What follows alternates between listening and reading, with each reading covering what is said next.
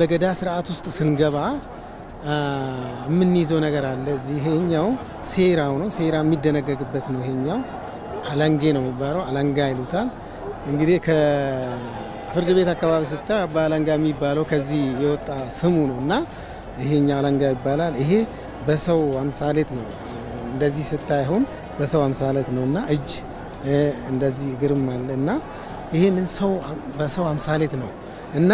ይሄን ስታይሆን እንደዚህ ስታይ እጅን ሲዘረጋ እንዴት ነውና ይሄን የሚያሳይ ነው እና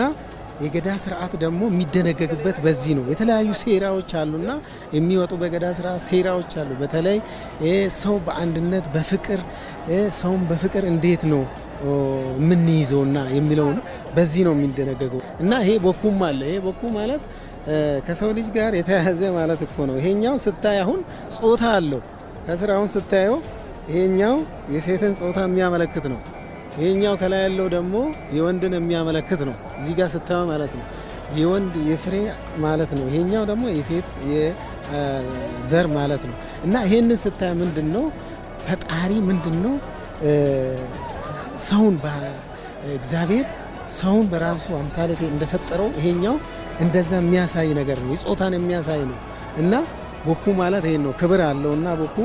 ይሄ ዝም ብሎ አይወጣም እንደዚህ በዓል ሲኖር ይወጣልና አባ ቦኩም አለ ይሄንን ባላሴራ ሚዞም አለና ይሄንን የተከበረና ከሰው ልጅ ህይወት ጋር የተያያዘ ነው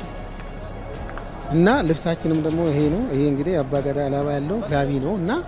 ይሄ ፋያ ነው ይሄም እንደዛው ነውና በተለያየ ዲዛይን የተሰራ ስለሆነ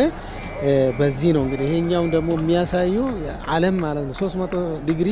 ነው አይደል ዓለም እንደዚህ ይሄንን 300 ዲግሪ እግዚአብሔር በዚህ በገዳ ስርዓትን